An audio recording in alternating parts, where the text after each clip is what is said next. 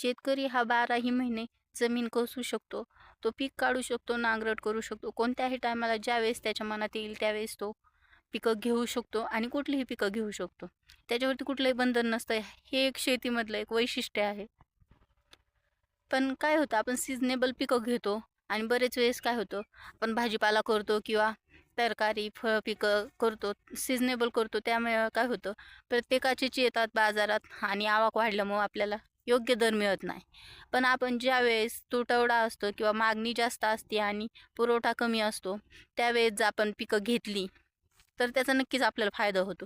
तर अशी एक टॉप 4-5 पिकं मी आज सांगणार आहे, जी कमी कालावधीत निघतात आणि कमी खर्चामध्ये निघतात आणि विशेष म्हणजे भरपूर पैसा कमवून देतात. तर ती पिकं कोणती ते आपण बघणार आहे. व्हिडिओ स्किप न करता शेवटपर्यंत बघा. आपल्या चॅनलला नवीन पहिल्यांदाच आला असाल तर चॅनलला सबस्क्राईब करा, व्हिडिओला लाईक करा आणि जास्तीत जास्त शेतकऱ्यांपर्यंत शेअर करा. तर पहिलं पीक त्याच्यामध्ये येतं धना. धना म्हणजे कोथिंबीर. कोथिंबीरीची लागवड कशी केली पाहिजे उन्हाळ्यामध्ये, जेणेकरून आपली उगवण क्षमता धन्याची जास्त राहील.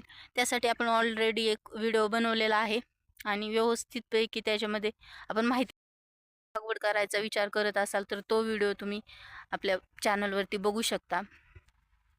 सोबतच दुसरं पीक म्हणजे पीक येतं ते म्हणजे शेपा.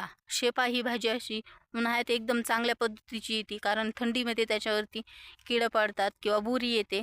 तशी उन्हाळ्यात ती एकदम क्लिअर येते आणि चांगल्यापैकी उगवती. जर पाणी बऱ्यापैकी असेल तर हा 1 महिन्यात निघून जाणारा भाजीपाला आपण करू शकतो.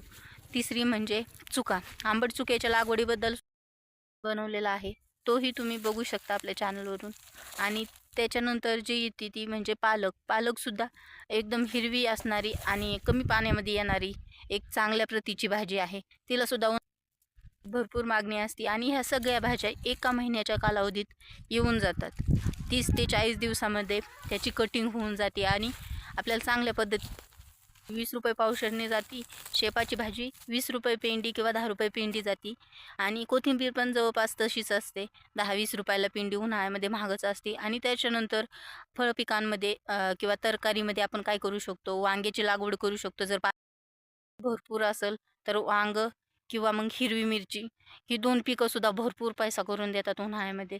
आणि ही पिकं आम्ही सुद्धा पाणी जिथपर्यंत पुरतं तिथपर्यंत करतो. म्हणजे आता सध्याच आपला एक कोथिंबिरीचा प्लॉट निघून गेलेला आहे. म्हणजे त्याची लागवड दाखवली होती. तो प्लॉट निघून गेलेला आहे. आता पाणी कमवू शकता. वर्षभरामध्ये जास्त कष्ट करण्यापेक्षा 1 ते 1.5 महिन्यामध्ये भरपूर उत्पन्न काढू शकता.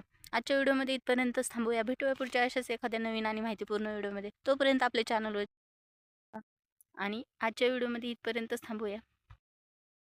व्हिडिओ शेवटपर्यंत बघितल्याबद्दल धन्यवाद.